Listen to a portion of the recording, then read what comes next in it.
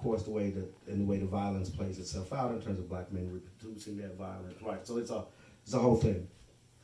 Part of it, and so I wanted to kind of give some context. You know, it's great. Sandy Ray would say, "I want to say something before I preach." So I want to kind of give a broader context of how black manhood is perceived in the context of the United States. Preach. Now, in those instances, even as a musician, right? So if we're on tour, you know, when you tour, you tour. Yeah. So if I got my band on the road, you know, we drive into the gig, do the gig, spend the night, get up and drive to the next gig, right? So I probably got sweats or something on. So when I walk in venues, sometimes the security is hostile to me because they don't know who I am. They just treat me, and then they'll figure out. It's like, oh, they'll become nice once they figure out. Or the instances, you know, in high school being stopped by the police. We're in the Central West End where I ain't supposed to be. And, you know, we riding in not an Impala, but one of them old cat cars, you know, so they stopped us, frisked us, stick their hands in our underwear. We're on our way to dates in Argyle socks. Right. So that part of that is the way in which black manhood is policed under this history. Yes. Right. And so there's a certain way when you walk into space, right? The joke about Obama could never be too angry. Right. You remember Key and Peele do the whole thing of the anger translator, right? Because it's just part of it. It was comical, but it was also part he could never appear too angry. He always had to keep his head cool. And he could never lash out, right? I think he should have cut some of them motherfuckers out, but it would have made me feel a lot better. Just, it wouldn't have gone nowhere, but it would just, if he would have just let a few motherfuckers go in the White House, we might be a little freer. Right. So there's a way in which it is, and so you're always policed. I know it, just kind of walking through the world the way it is. In fact, I was joking with someone earlier today is that, in fact, when I encounter most white people, I just assume they're racist. Right? I just assume it. And there's nothing against you personally. I just got low expectations of y'all. So it don't hurt my feelings. Right, you know, what they call it was a fancy word I just learned, microaggressions. So I had I was in some event, I was somewhere where there was a lot of smart young people. And they were and they kept talking about microaggressions. And I'm a country boy. I didn't know what they was talking about, but I got to play like I know what they're talking about. So I figured out from the context clues, and I was like, oh, white people being white people. That's what microaggressions is. Right. And so in that context, part of it is that we live in this environment where that all of us, like I'm sexist, homophobic, misogynist, there's no question, it is in me. Right, so I don't trust dudes who say they feminist. It's like, are you? Because it's such a part of who we are. It's just oozing out of it. Tosei says, I wake up every morning trying to squeeze the slave out of me, drop by drop. It's in us. It's that theological notion that I think one of the genius interventions of Christianity around the question of fallenness, right, and needing deliverance. It's in us, right?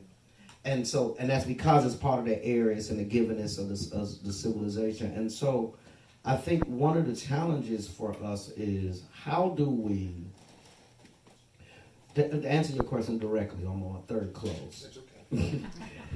To answer your question directly is this. I know one of the popular phrases is allies. Right, I'm an ally. And the great Ruby Sales of the Student Nonviolent Committee says that we don't need allies. We need freedom fighters. Yes. See, if you're an ally, you can check in and out.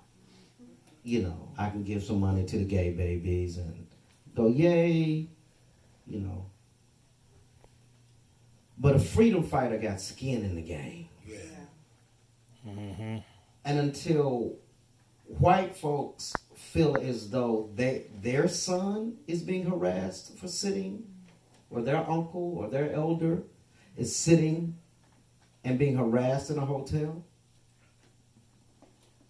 right? Until they feel like if they left your child in the street in Ferguson, Missouri for 4.5 hours in the baking heat Your baby laying in the street, your 12-year-old killed in less than 3 seconds for playing with a toy gun in a park.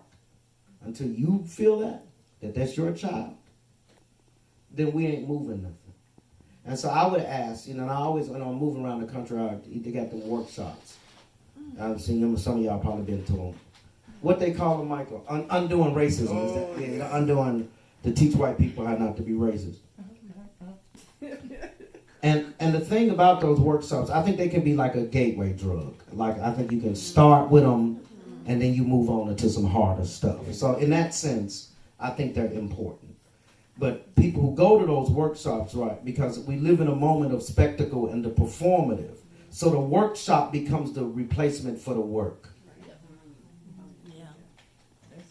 Right? So I done went to the workshop, right, and I done learned all the right pronouns. Per, Z, I got it. Right? Well, I done went to the workshop and I know about I done read Michelle Alexander's new Jim Crow. And I got it all. And then my next question to them, so when they come and tell me, they just basically telling me they ain't racist. I'd be like, okay, I said, have you ever been to a black funeral? Mm-hmm. Meaning that somebody black in your life loves you enough that when they putting their mama in the ground, they want you standing right there bearing witness.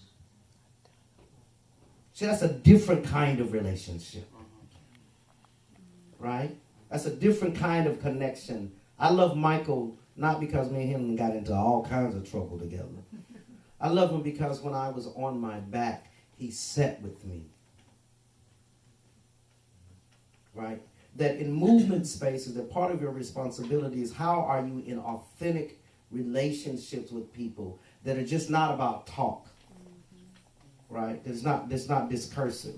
In fact, the greatest movement that we initially got on prison reform was from white evangelicals. Who are not known for loving black people. That's just not kind of what they do. But they believe in redemption. Right? So the question is, what kind of relationship are you in authentic relationship with people? Now, I'm not asking y'all to go out and find black friends. Don't do that. What I am saying is that the next time they shoot a baby in the back, I'm asking you to show up and not say a word. Just be there. You don't have to understand, because comprehension is not a prerequisite for compassion. So, it's one of the things about when I say with the queer babies, I don't understand half the stuff they do. Right? I don't know, I'm confused. I'm a country boy. But I do know you're not going to bother them around me. I know that much. But Ferguson, I disagree with 95% of what them little ignorant kids was doing in the street. Oh, I cursed them out every chance I got. They got this old ignorant chant. We young, we strong, we marching all night long. Well, it's 1 a.m. We've been out here all night. I want to go home. You look ignorant, right? And I call them to the news, call me. They call me and they say, Reverend Sekou. And so I called the activists, like, what y'all done? Because I got to go on TV and lie. And so when 27 buildings burned after the night of non-indictment, I'm on television, they asked me, well, what do you think about the burning buildings? Democracy's on fire. I'm not talking about the building, because I don't care if they burn the town down. They are mine. And I will defend them. Now, when they get to my dinner table, they're going to get a good cussing out. And if I wasn't so little, I'd probably pull a belt out and whoop some of them, but they probably can take me. But you understand, they mine.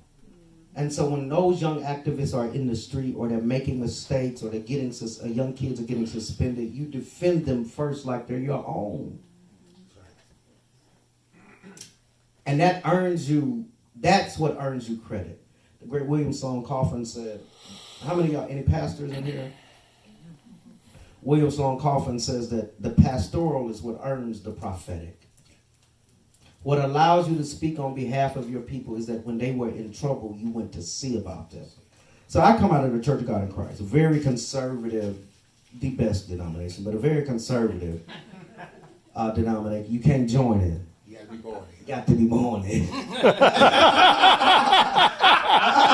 That's what I come from. Some tongue talking, laying on hands, falling out the floor, and sing heaven down. Yeah. Right? And they let me get away with queer stuff in the Church of God in Christ.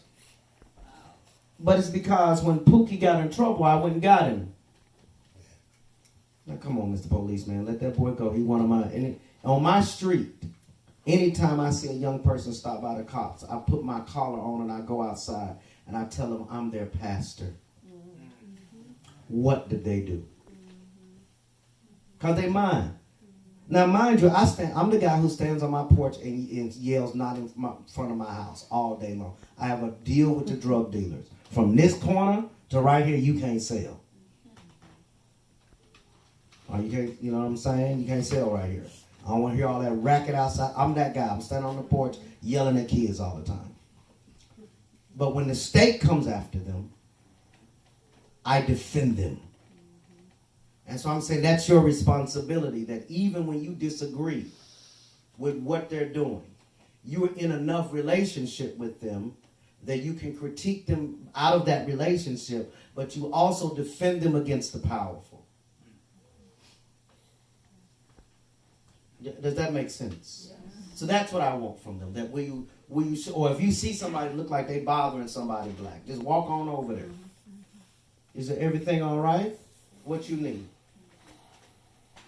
Right? Because your responsibility is to defend the most vulnerable. Not in abstract. Not in some theory, right? Not in a relationship. And I know y'all don't have this problem in this room, but at the place down the street, some of them think that because they've read all the right books, they drive a Subaru or a Prius, and they go to Whole Foods, and they're a member of the co-op, that they got that they super righteous. They know everything. They voted for Obama twice, would have voted for him for a third time if they could. But that self-righteousness is dangerous for us. Yeah. Right? The Buddhists have a wonderful phrase that says, if you meet the Buddha, kill him. Because that ain't the Buddha. Because we're always on the way. In Christianity, one of the first names of the movement that became Christianity was called the Way. Yes. Right? We on the way. We ain't got there. Paul, if I might be religious, Paul says that those of us who are being saved. In Christian terms, we talk about he that has begun a good work shall complete it, not when you join the co-op, but in the end time. You see what I'm saying? And so I think that not to have this sensibility that we're still growing. Like I think there's some new pronouns I got to learn. Right. We're always learning. We're always growing. There are ways in which that none of us are complete, and so not having a sense of completeness, but that you're on the way, and that in that process of going and defending the most vulnerable, right? But you don't defend them out of arrogance. You defend them out of humility, because something might happen to you if you sing their songs, if you go to their churches, if you see how they eat together and how they make $1 out of 15 cents. There's something about these people, these black people, who make a way out of no way. They know about legislative defeats and at the same time have existential victories. These people, they got songs that says, sometimes I feel like a motherless child. And then the next verse says, glory, hallelujah.